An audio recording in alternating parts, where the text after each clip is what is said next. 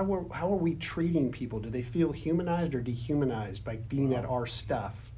Or are they addicted to us? They need us to live. That's not a good model either. No, not at all.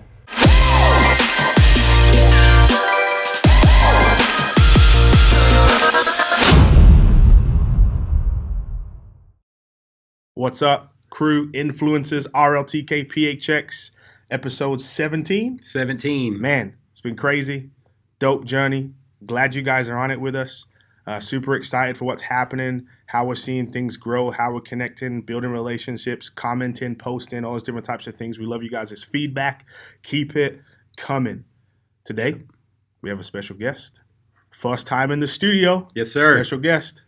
None other than Mr. Billy Thrall. Here to enthrall us all. Now listen, if you don't know Billy, if you live in Phoenix and you don't know Billy, he probably knows you. Yes. And you should get to know I do him. not work for the police department. But he's been here for forever. And you know what? Yeah. The thing that I love about that is this reality that in order to be able to really have an impact in a particular city or in a particular location, you got to be there for a while. Yeah. Billy's been here for a while. So, Billy, thank you for joining us. Privilege to be with you guys. Thank you for Yes, being sir. a part. So, silly question to get us kicked off. And really, because I want to know. Oh, no. Best place to eat Oh. in the greater Phoenix area? Oh, well, come on, because you got to go what type of food. No, man, you got to pick one, bro. Okay, favorite. Maybe that's better. Okay, favorite? All right. His favorite place. All right, your favorite place. And let's why? let's get subjective. Your favorite place. There's a taco place by my house. Okay. Okay. What's it Called called? Las Glorias. Okay. They have this bean dip that they serve with their salsa. It's Oh worth my it. It's gosh. worth a visit. 19th Avenue Northern. 19th Avenue Northern. Okay. That sounds glorious. So for all What's you Phoenix. crazy about that? I'm an old guy. My parents used to take me there when I was a little boy, and I didn't like Mexican food, so they gave me a cheeseburger. And I would split it with my sister. At a Mexican food restaurant. But that's our kind of our But now go-to. you actually like it. I love it. Good. Yeah. What's the best thing to eat there? I like their spinach enchilada. Spinach, no meat, bro. Well, I'm a vegetarian. That's right. Okay. Man, look at you. It's delicious. See, it's crazy because I've been thinking about going vegetarian, Come but I'm on. not sure. Hey, Those what do two you guys things- think? Should I go Animals vegetarian? will love you. Let me know. He said no. Those two things don't seem like they match. It's like pouring a smoothie in an enchilada. Like spinach enchiladas. Come on. Delicious. I don't know. I'm kind of suspect It's about also that. a lot of cheese. Man. There you go. You guys are tripping. All right. Well, Billy, Yes, sir. we want to interview you. Let's We want to do it. know who you are. So share your story a little bit with our Okay. audience. How did you, from wherever to this point? Yeah. What so, you been up to? Thanks again. I love Real Talk, so I love what you guys are doing. This is so fun to be on this show. Appreciate who you guys Awesome. are. Thanks, man. And I appreciate that intro. It makes me think we all stand on somebody's shoulders, right? Mm. And even if we don't recognize that or even know where the shoulders are before us or the footprints before us, we all do. Yeah. And so there's a whole bunch of people who've been loving in this city for 150 years. Hmm. But I'm a native of Phoenix, and so there's not a lot of us. My roots is Wisconsin. Unicorn. I know. My parents are both from Wisconsin. My dad ended up in Arizona right before I was born, and so 56 years. I've lived most of my life here. Went to school away. But basically, I'm a pastor's kid. That didn't go well for me. And then I became a pastor, so my poor kids. Oh, wow. I've apologized to them many times. Pastored for 20 years, most of it in the urban part of Phoenix on purpose. Yeah. I was a prison chaplain in Love that it. season. We worked a lot with the homeless or the marginally homeless people. And then 10 years ago, started City Serve Arizona with this heart to connect people to serving the least of. Hmm. And That's good. trying to get the different people, sectors who care. I think a lot of people seem to care. And that's what City Serve does. That's mostly what I do. I end up in a lot of different spots, but that's sort of my gig. I married the coolest person in the world. She's my favorite person, That's awesome. which is a miracle.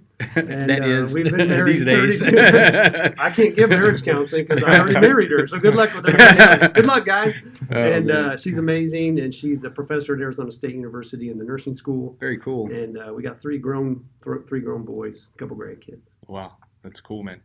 So tell me a little bit more about City Serve, Yeah, because you kind of like went brushed fast. over that real quick. But Yeah. from my understanding and what I know about it and what you've done with it, it's been a pretty impactful thing. So just give us some more information and tell us more about that. Yeah, thanks. It came out of a year in Arizona about 10 years ago called the Palau City Fest, where the Palau organization came here and gave us a reason to serve together. And then Luis came and did a festival at Tempe. But I got asked to help with church relations and a thing called the Season of Service. Okay. I never done anything like that in my life. I was pastoring this church. I just thought my church was all that mattered. And then I got thrown into this, what if we looked at all of Arizona? And it was a blast. So we got hundreds of churches serving together. School Connect came out of that. Wow, cool. Some other things that came out of this year of serving. And then the Palau team came and went. What's what they do? And we're like, the city was like, well, we're onto something here.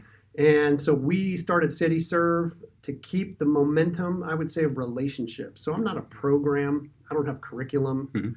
I'm not a speaker. I just try to connect people to each other and find their sweet spot, make them stronger in what they think they want to do, introduce them to people who might be a little ahead of them or a little behind them, and build networks usually around an issue or a topic or a care point for people. That's kind of what City Serve does. I do host things. We do a thing called Hope Fest. We can talk about that. Yes. But it's mostly, for me, it's like finding people's passion points, even if it's a business or a school, and then connecting them with people who have those same passion points. Man, that's awesome. What would you say to somebody who might be listening to this podcast who wants to be what you are now, but is maybe young, Gen Z, or maybe an influencer, a parent, teacher, coach, or whatever, starting off? What would you say to them? That's a great question, because I'm old, so I wish somebody would have said that to me. I had to kind of learn by just going out there. And it's interesting because you're going to do a podcast with me, and I think I'm going to actually, I'm on this, what would be 4 to 7 things that I would wish everybody would know. And so if you're kind of thinking, boy, I have a heart for the orphans, I have a heart for the homeless, I have a heart, I would tell somebody who's young, don't go alone.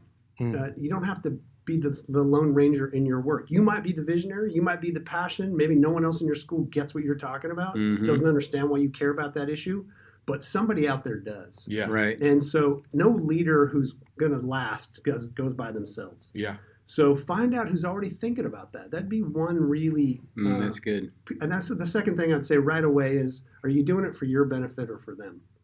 I think a lot of times we feel better because we think we helped somebody, but we just kind of shamed them because we were resourced and they weren't. Dang. So really checking our motives and going, true. Maybe wait, this actually was bad for them, and in my attempt to help them, it's a constant check and balance in that. So I think those 2 things right out the top of my head would be, don't go at it alone. There's others who care about that with you. Find them, network with them. They might not be in your city, but they're somewhere. Yeah. Somebody wrote a book about it. Now we have this wonderful thing called social media. Yeah. And this thing called Google. They should invent something. Right. And but that, and then that other one is, okay, what are your motives? I mean, you've been called, you want to make a difference. Right. But you leave away going, boy, I feel so much better, but they don't. Oh, wait a minute, that was backwards. You might not feel better. You might actually not feel better doing this great work, but it might be best for all of us. So throw that out there for now. Man, that's good, man. Thank you. Yeah. So, Hope Fest. Yeah. Which gets into, what do you do now? So tell us a little bit about Hope Fest. Super exciting. It's coming up too, so shameless plug. Thank you. Tee that up. I'll tell you where it came from and then what's ahead of us. Wow, I just got emotional about it. It was weird. It's so cool and so in over our head. It came out of, we'd done this inner city work for 20 years, and we sort of had lived in scarcity mindset. We're just around need all the time. And we're just begging people to help us with this needs because everybody in our world was just suffering. And I could list all that. And then I got to do this year where I was out doing this City Serve Season of Service stuff, and I bumped into all this resource. And so my wife and I and a team of people were like, why isn't the need finding the resource? Wow. That was the thought. And somebody said, there's this thing called Hope Fest in other cities. Go check them out. Sorry. Oh, that was loud. So there's Hope Fest in other cities. So we said, let's go see what that looks like. We made our own little spin on it. Started Hope Fest Phoenix, Hope Fest PHX, with this dream. And if you care about people, come bring what you offer. But let's not shame the person who's fragile. So we wanted festival feeling. There's balloons for kids. There's jumpies. There's It's honoring. We call that our guest. Let's treat our guest with honor. Yes, you have a service. Right. So we've done 7 of these. This will be our 8th year. We have 200 agencies who come now. So Wow. that's a lot. That is. My wife coordinates. We do full medical, full dental, full vision. We have all the hospitals, all the universities, all the clinics. And somebody might show up, they think they might have a medical condition. They get fully screened, and then we meet them on the back end with a clinic near their area. Wow. So we have state agencies, city agencies, county agencies, blah, blah, blah, blah, blah, blah. It's too much. But really the heartbeat behind it is, okay, a fragile human wakes up. This year it's March 28th. They heard about this thing. They got a flyer. What are they going to do to me when I go there? I tell our whole team, let's do our best to have them not be embarrassed that they need something.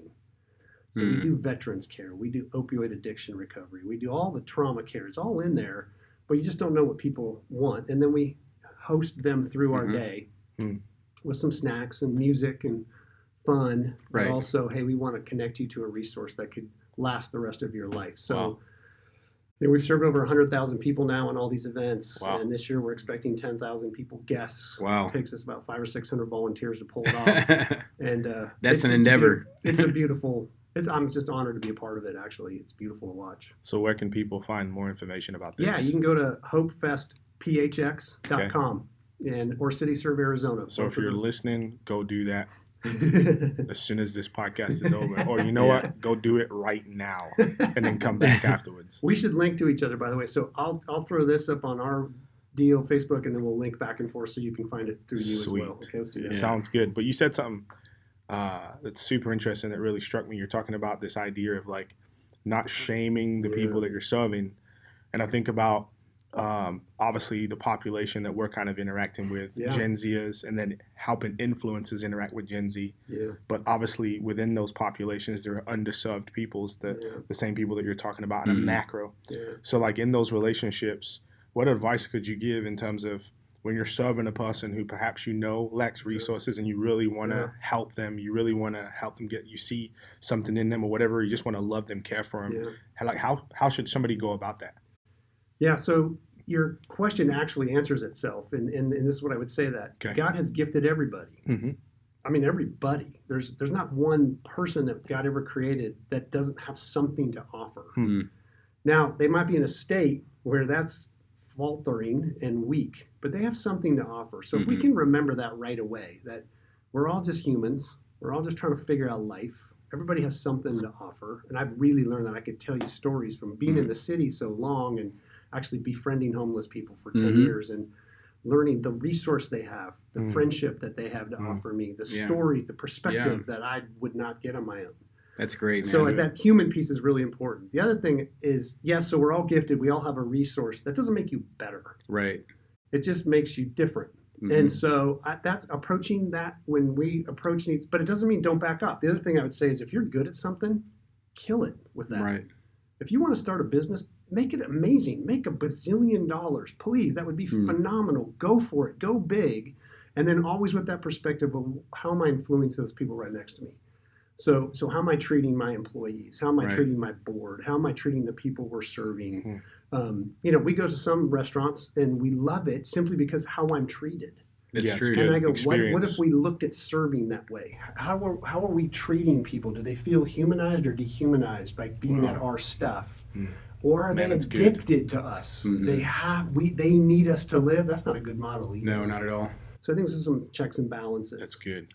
Yeah, that's really interesting. I was listening to you talk, and I'm thinking of your story, and you're a pastor here, and this event comes, and it seems like just hearing that you transitioned into something. Yeah. So helping these people who are underserved, underprivileged, right?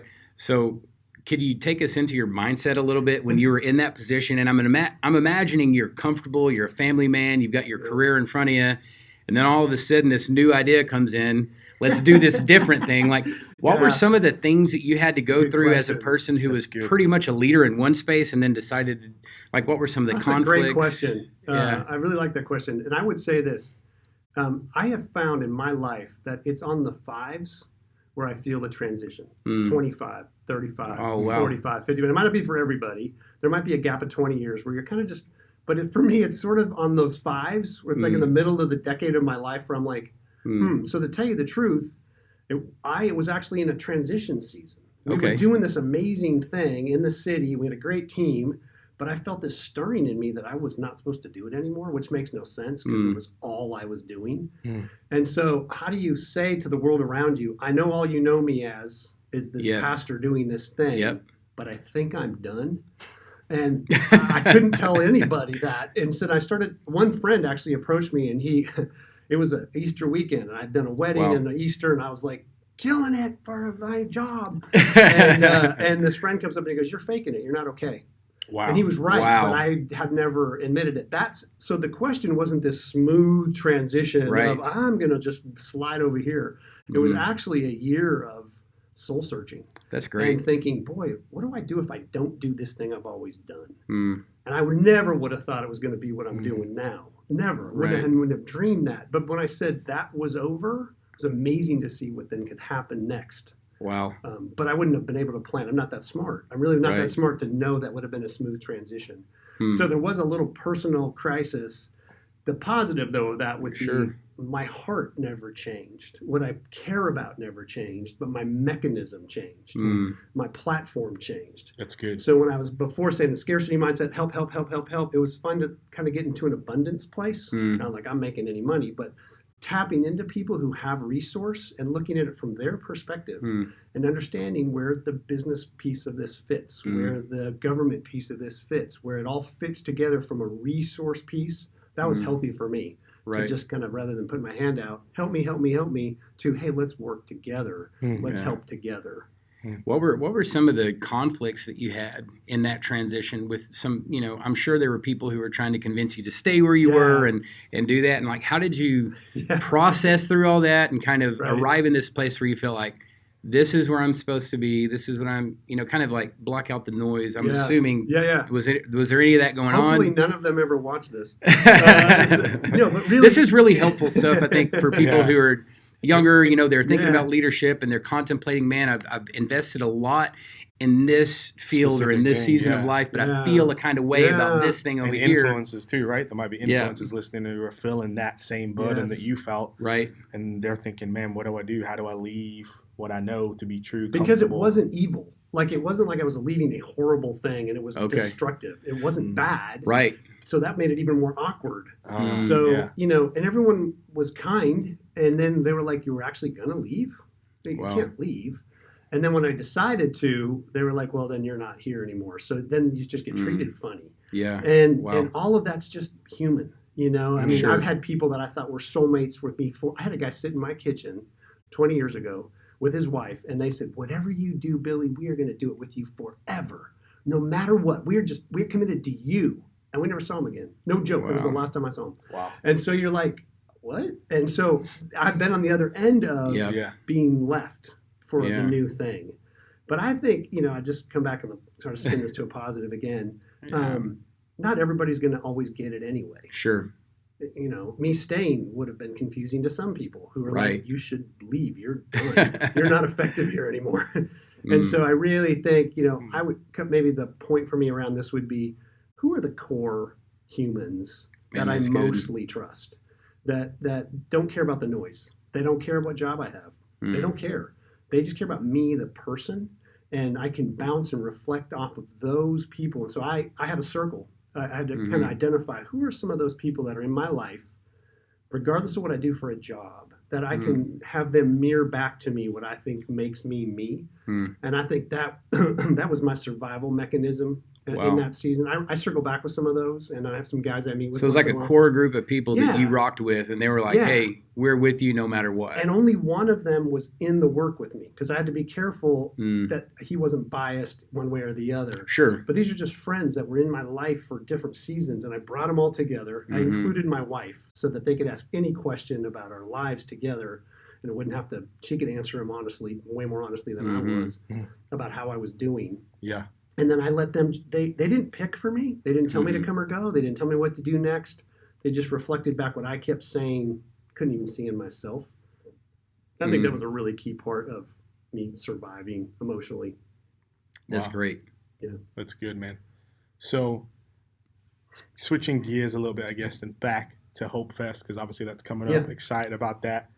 and obviously you see all different types of populations, young and old. Yeah. And so tell us a little bit about what you're seeing with Gen Zers in that space in particular. So young people, middle school, high school, college students that may be turning up to this event. What's going on with them? What are you seeing? It's great. And that's why I love what you guys do, because you reflect back to me the reality of life. I think sometimes I get older and I'm like, oh, I don't really know and I don't want to know. You tell me what's real out there.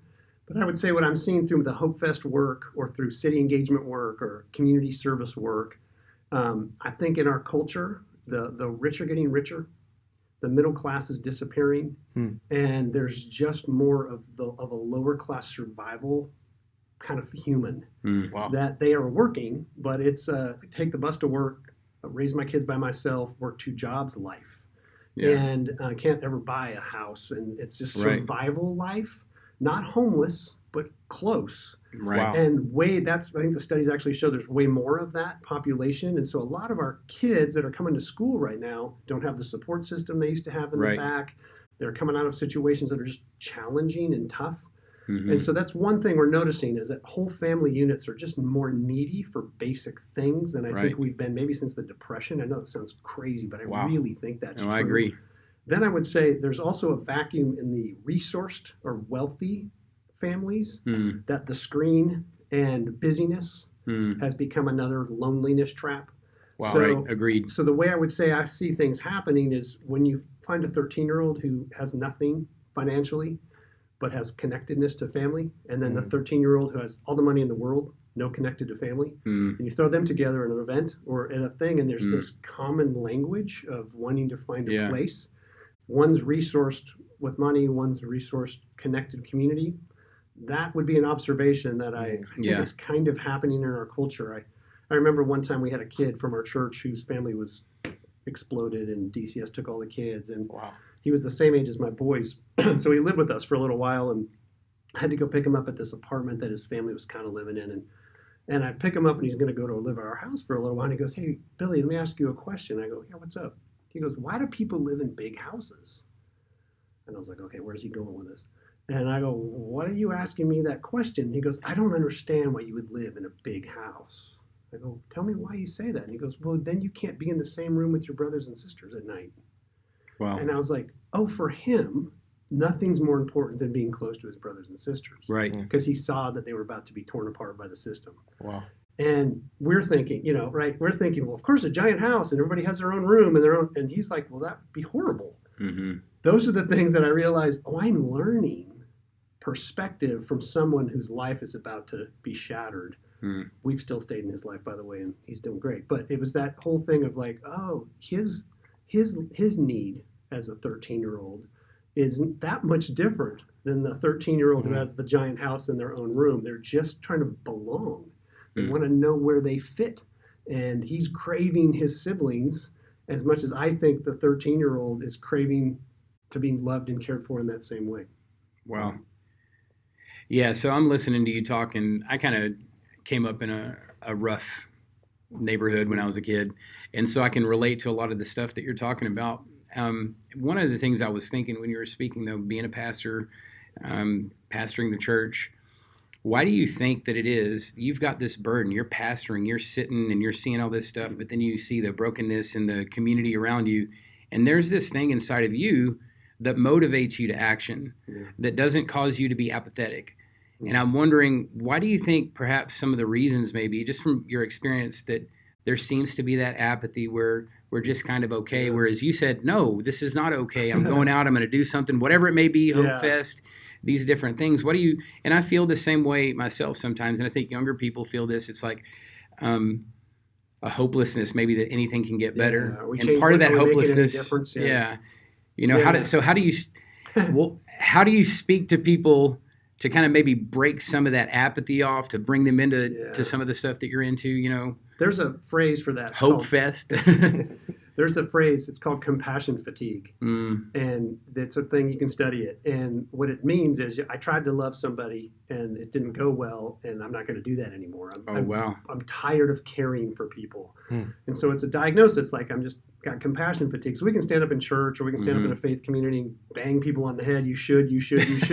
but there's a whole room of people that have compassion fatigue. Okay, they're just wore out. I've written from a ton hearing. of checks. Right. I mean, my house has got a bunch of stuff I got to go deal with, and that's not on your radar of your faith community. You know, whatever I've got caring for in my own home, that's wearing me out. I'm tapped out for compassion right now with my parents, my children, my siblings.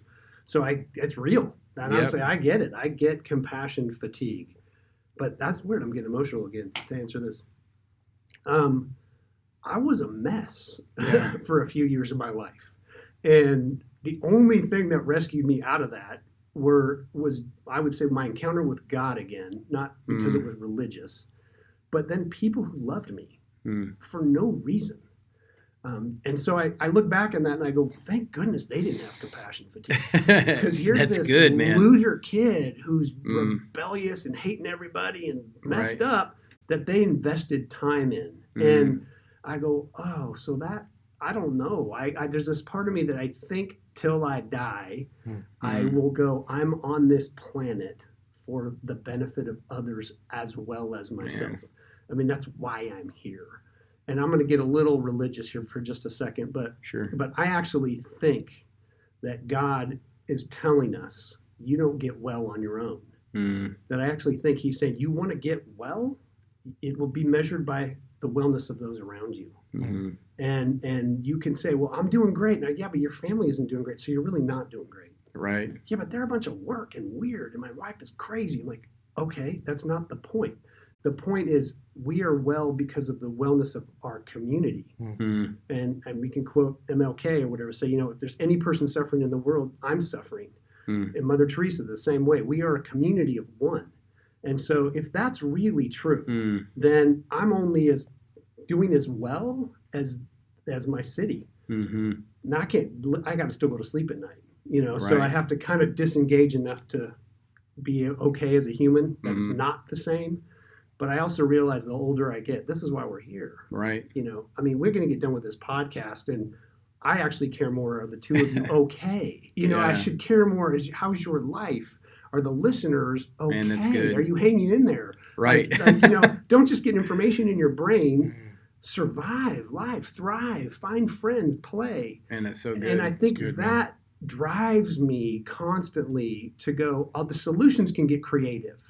It might come from a faith community. It might come from you got a job finally. It might come from a relative you haven't talked to. It might come from who knew. But we have to build that system, that village around ourselves, or we're just going to keep getting sick. Yeah. Wow. Okay. Which I think you're kind of answering my question, but I want to clarify for listeners. So for influencers out there, how do they stay in the game for the long term? Longevity, right? I mean, before you were doing what you did right now, I know that you spent a lot of time engaging with young people, particularly in your younger years, was involved in Young Life, shout out to Young Life, and all those other types of things. And so, like, how are you, you know, later in life and still going? Yeah. You know what I'm saying? And what do we need to know? Like, how do I keep going? How do young people like me who want to influence and impact the next generation, want to care for them and love them? But like you said, it's tiresome, right? It's hard. Right. Like, how do we do it? How do parents keep loving the kids? How do coaches keep coaching? How do, you know, teachers keep teaching? How do we do it?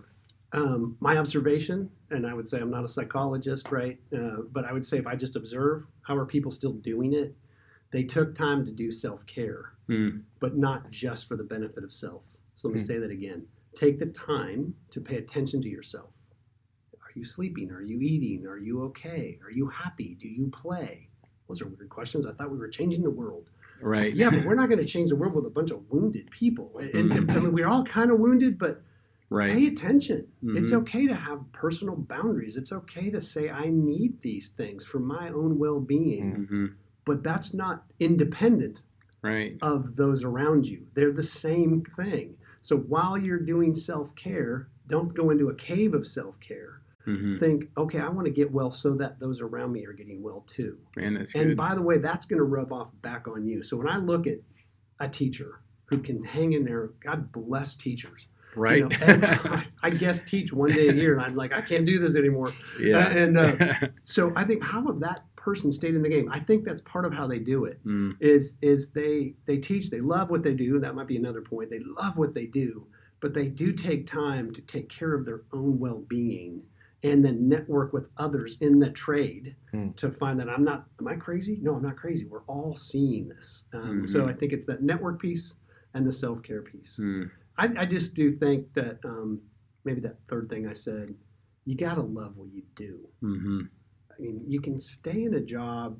I think, if you're 16 and you're in this job and you're making minimum wage, you can survive that job while you're in high school, but eventually I'm going to go crazy if I flip one more burger. I mean, it's great. I had those jobs, right?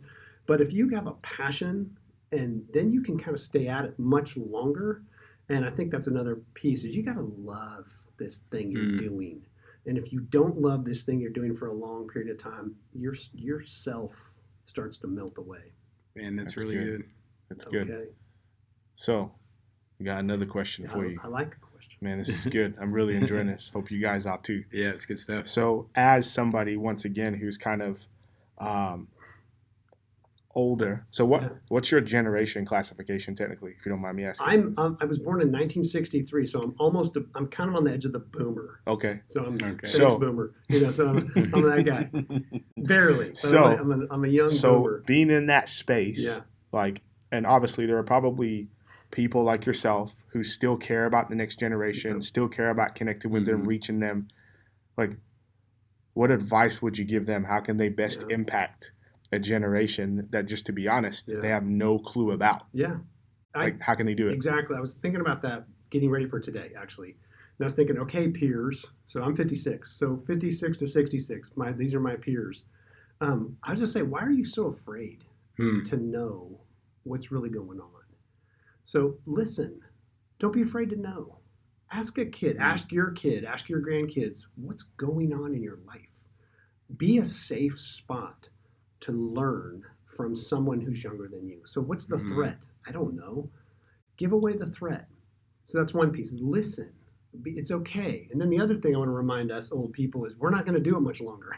So who are you handing this to really quickly? I think I've told you this before, Jordan, find somebody you're following and someone who's following you. So everything you're doing, who's ahead of me in that, and who can I bring behind me? And I think that's a successful model for sustainability. So I mean, Lone Ranger mentality. Nobody gets what I'm doing. I'm the only guy who can do it. That person will burn and die out. But the person who says, someone's ahead of me, but even this other one, who's back here behind me? And I love that when someone is in my world, in my space, Hope Fest or something, and they're 22 and they fully get it. Oh, I get what you're doing here.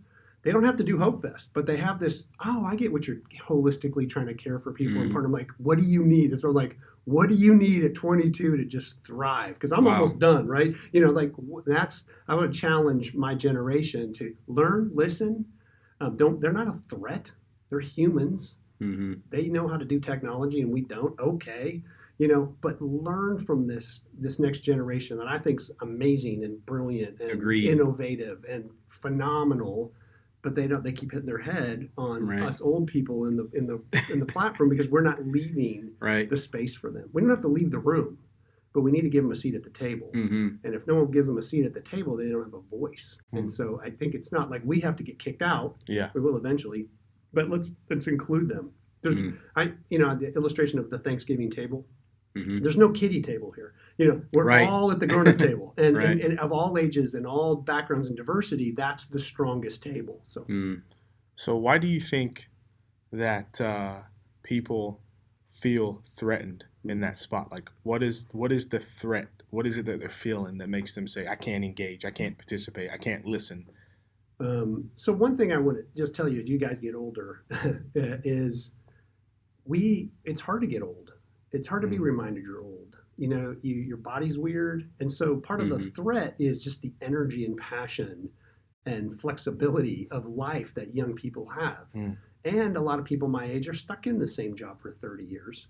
And they watch someone who can just change a job every 6 months. And they go, I never had that freedom. So it's a little personal reminder of our age to be around young people. It's like, oh, wow, I remember when I could do that. So I don't want to be around you because I can't do that anymore. Yeah, I think that's one piece. I do think it also kind of triggers that we are getting done.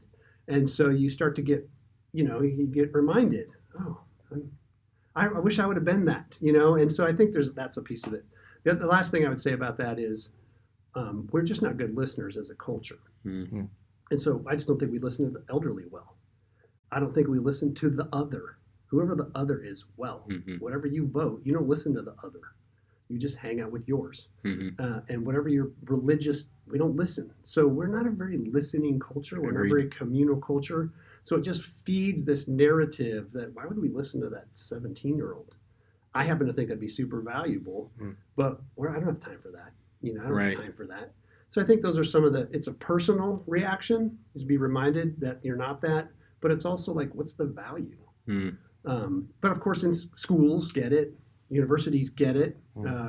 Internship programs get it, because they're like, well, we have to nurture this next generation for the benefit of the company, but also for the benefit of the people behind. I do think things that should talk about that economic piece. My son is an attorney, and he said, back in the day, you went to law school and you got an internship at a law firm and your life was set. That doesn't exist anymore. The models for economic, when you were 24, you got married and had 17 kids or whatever, and you bought a house. Well, that doesn't happen anymore. So the economic constraints are also very confusing for people who are older, who look at the young generation and said, you just moved out of your apartment and lived in a van and traveled and did what? Yeah. We don't get it, because that doesn't fit our way of thinking. I think it's cool, but I think it's a threat to the way we used to do it. I was looking at an article, and I think it was from, where was it from? Was it Forbes? Forbes. The one on generational wealth? Yeah, generational wealth. And it said that at the time that basically the baby boomers were the age of millennials currently, they had 23% of the nation's wealth. I don't think about that. Yeah. Millennials have 3. Thank you. So you have actual numbers to what I thought was happening. Well, that was the 2008 crash, student loans. I mean, how much did it cost to get college education 30 years ago? You could do those things. And then after 2008. Everything. So even back to the, like older people will say, why didn't you just get a job? Why don't you just go to school? And you're like, that's a way tougher barrier. That conversation is almost shaming to people right now. It's like, do you understand what it's like to try to go to university? Like, I can't afford that. Right. Back to my uncles who got the GI Bill, so they got back from the war and were given an education. We don't have that system in place anymore. So these are generational reasons to separate, and I don't like them, but it's part of what we have to kind of diffuse out of. I again think about teachers. A teacher has to do that every day. They have to navigate the administrators, they have to navigate their peers, and they have to listen and make relevant some content to kids who are just in a different place than ever been in the history of our planet. Yeah. And the last other thing I'd say about that is adolescence is sort of what this is. I think the United States is sort of an adolescent culture. We think we're mature. We're this mature nation. We're already babies compared to other cultures, that have been around for thousands of years. True. So even our attitude about things is very adolescent feeling, kind of almost immature. We do culture kind of in an immature way. And so again, that's I go to other places. You guys have traveled, and you go to other cultures. You see whole families sitting in the middle of the day having a meal, and we're like, that's weird looking for us. I got this kid in this program, and this kid's in this program, and one spouse is working here. We'll try to connect for 20 minutes around pizza tonight, and you're like, well, why do we think that was a good way to connect? So we're having to learn as a culture ways to tear that stuff apart to do what other cultures just do naturally. That's part of why that disconnect exists for us, is just the way we set up our economic structure. Wow. Okay. That was good. That's a lot, man. That was I don't know. Sorry. I just went off there for a second. No, it was really good. Valuable stuff. Yeah. I think this is my last question, and then we'll wrap this thing up. So if there are influencers out there who say, all right, I particularly, because you've been engaged in underserved populations for a really long time, so you've learned a lot. They're saying, okay, I want to start embarking on this journey to serve underserved populations. Maybe they want to, adopt teenagers or get into the foster system or whatever else. Get involved with Hope Fest. Start serving homeless. I mean, we've got tons of teenagers or people who are just aging out of the system that are on our streets. Right. Like, what are the things that you would tell them they need to do in preparation to engage in that kind of work so they can be in it for the long haul? So I think this is what I want to say about that. I've been referring to it the whole talk, but I'm going to say it a little clearer here. Whatever you're doing right now, do it well. Whatever it is. Whatever, if you run a company, if you teach school, if you're a parent, just do that really well. And to do that really well, take care of yourself, be aware of who you are as a person, and find others like you to keep you in the game. So that's what I'm saying. So do what you're doing well.